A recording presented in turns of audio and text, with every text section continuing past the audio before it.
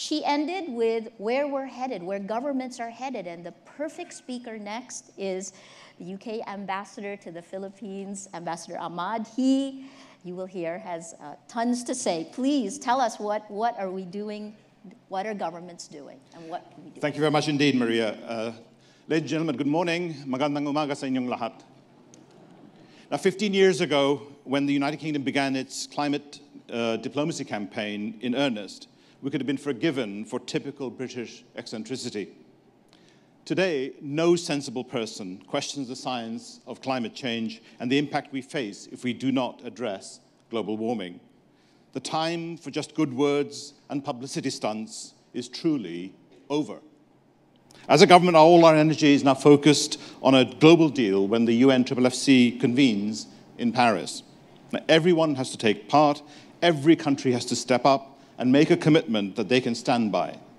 So today, I want to talk about why Asia and Southeast Asia matters, the nature of the problem, what the UK is doing, what businesses should know, why a global deal is truly vital. The global economy is rebalancing. We've moved from Britain's imperial world to the rise of Americana, and we're now in your century, Asia's century, where you are, in a way, restoring your historical place in the world. The UK has made a visible shift and an effective shift in our focus on Asia. We now have stronger and growing partnerships here. Southeast Asian countries collectively rank as the 7th largest economy in the world. And by 2030, this region is predicted to be the 4th largest single market. Southeast Asia is highly vulnerable to the impacts of climate change, such as increasing flooding, droughts, and as we saw here, typhoons. The Asian Development Bank predicts the economic impact of climate change in the region could be twice the world average. ASEAN region already accounts for 12% of global emissions, and rapid economic growth could mean that this could double by 2030. So you in ASEAN cannot afford to stand back and be quiet and just be an observer in the climate change issue. ASEAN is feeling the impact. It is part of the emissions problem. It also has to be part of the solution. Now, climate change does not respect national boundaries, and delaying action will cost us more. Now, countries truly have legitimate concerns about what constitutes their fair share of global emission reductions. These concerns should not obscure the bigger picture. The success or failure in managing risks of climate change will depend on what we can achieve collectively, individually, globally. In 2009, developing countries produced 59% of the world's carbon dioxide emissions. Now, we have to break that binary and outdated divide between countries that in 1990 were defined as either developing or developed. Climate risk affects all aspects of society and business. Rising temperatures, rising sea levels, and the increasing frequency of extreme events have direct effects on people's lives. There will be disruption of commodity prices, supply chains, markets, and in turn, the livelihoods of people. The impact of climate change is being felt across the globe, but some have better ability than others to adapt and to cope with climate change. Resiliency is not equally distributed. The World Risk Report ranked countries' vulnerability and exposure to natural hazards. The UK ranks as 136th out of 171 countries. This means we are better able to manage our risk compared to other countries. Now, to show you the scale of the challenge confronting Southeast Asia, the Philippines ranks number 2, Cambodia 9, Brunei 12. This means that these countries are amongst the most vulnerable in the world. Acting now gives the world a fighting chance of limiting the average global temperature rise to 2 centigrade. But acting now also makes good economic sense. Delaying climate action will mean having to cut global emissions further and faster in the future. This will require even more aggressive and interventionist policies, and that will, in turn, lead to greater costs for households and businesses. So adaptation is needed to reduce the cost and damage of inevitable warming. Adaptation also offers opportunities that can arise with dealing with climate change. Mitigation through reduction of greenhouse gas emissions will contribute to risk reduction over the longer term. Take the example of London. The Thames Barrier is one of the most striking examples of what we have done. It's a great landmark, but it's also something that has been proven to be effective. London was traditionally flood-prone, and this barrier was opened in 1984. For over 3 decades, the Thames Barrier has performed perfectly each time it has been raised. It protects 1.5 million people and even more who commute in and out each day. 500,000 buildings valued at over $308 billion is at risk. And if you add together the other infrastructure, the railway, the subway, the cost of disruption if London was flooded, you don't really need a calculator, you don't need to do the maths. The devastation would be terminal in my own home city of London. The UK is committed to play a full and leading part in meeting the global 2 centigrade goal. Our law, the Climate Change Act of 2008, creates a new approach to managing and responding to climate change in the UK. We have set ambitious, legally binding targets to reduce greenhouse gas emissions. There is a clear and regular accountability to the UK Parliament and to the devolved governments of Scotland, Northern Ireland, and Wales.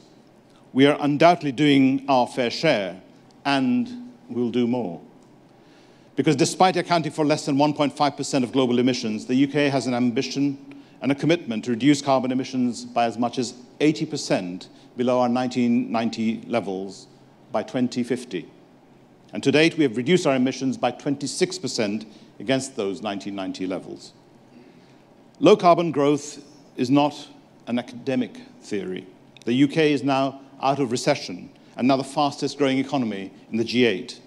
We have not sacrificed our green agenda for our prosperity agenda. And according to the Carbon Disclosure Project report of 2013, 70% of big businesses think that climate change could significantly impact their revenues within the next 5 years. Now, for example, the British grocery retailer Asda estimates that 95% of its fresh produce will be affected by climate change in terms of supply, price, and delivery. Now, risk management of climate risk should be normal business practice if you really want to stay in business. Low-carbon environmental goods and services are in themselves great business opportunities. In Britain, green business today is valued at over $200 billion. That's 10% of our GDP today. And it accounts for 1 million jobs in our country. So it creates prosperity, it creates business, it creates jobs, and therefore ultimately resilience in people who live in our urban and rural communities. The global green business sector is $5 trillion, so there's a lot to go for. The UK is also investing in helping others to adapt to and mitigate against the risks of climate change. We have committed to spend nearly $7 billion on climate finance for developing countries. And if we look at what we're doing here in the Philippines, our engagement has been good and it's intensifying, and there's more that we can do. In November 2014, the UK announced a $7.7 million investment in resilience for 4 cities in the Philippines. This fund will enable cities to plan for and invest in measures such as flood protection and drainage systems. Through the UK Environment Agency, we helped provide the Philippine Department of Science and Technology with technical support for its flood mapping project. They actually now know the terrain and the vulnerability to intense rain and floods. UK experts trained their Filipino counterparts to develop a 3-dimensional visualization of the flood model in 18 major river basins in this country. A part of the UK contribution of 13 billion pesos to the victims of Typhoon Yolanda as a whole, we set aside some funding for the Asian Development Bank and created a multi-donor trust fund. This will support the Philippines Atmospheric Geophysical and Astronomical Services Administration, otherwise known as PAGASA, which stands for HOPE. Within the World Bank, we're working on insurance schemes that will enable faster recovery from calamities in the Philippines, particularly those who cannot afford insurance or where the market will not insure risk. The UK and the Philippines are now really on the progressive side of the climate change debate. We don't just agree on the goal, but also on the steps we need to take to get there. Philippines will claim, quite rightly, that by itself it is a low emitter.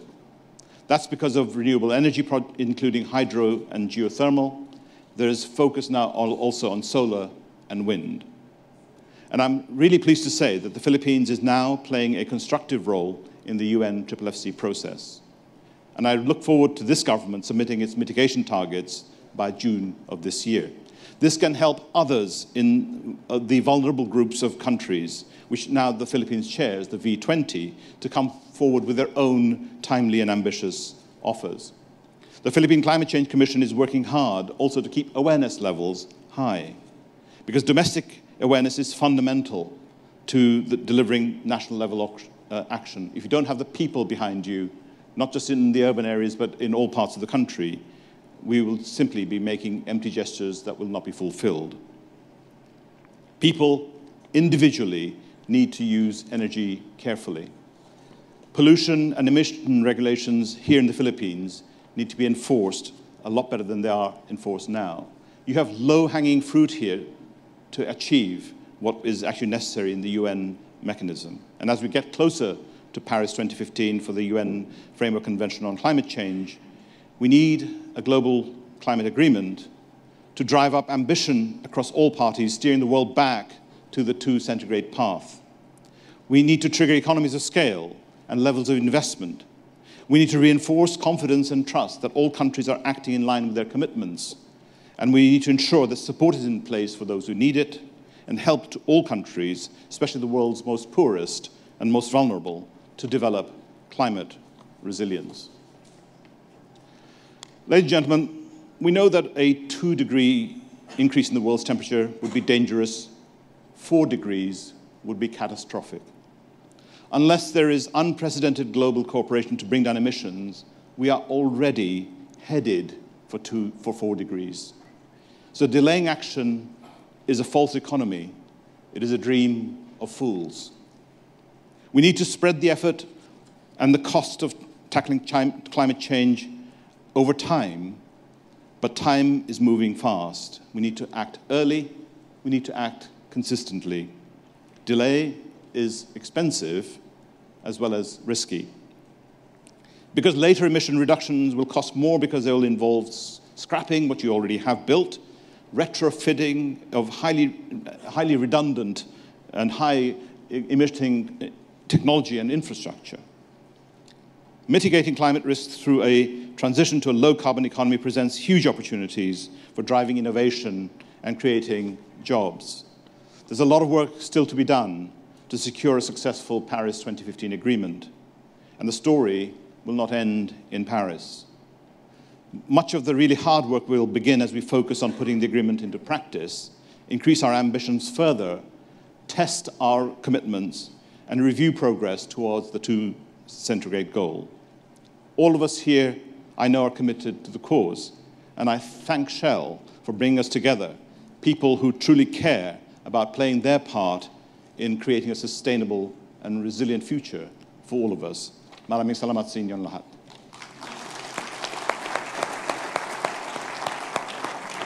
Thank you. Thanks so much. And then to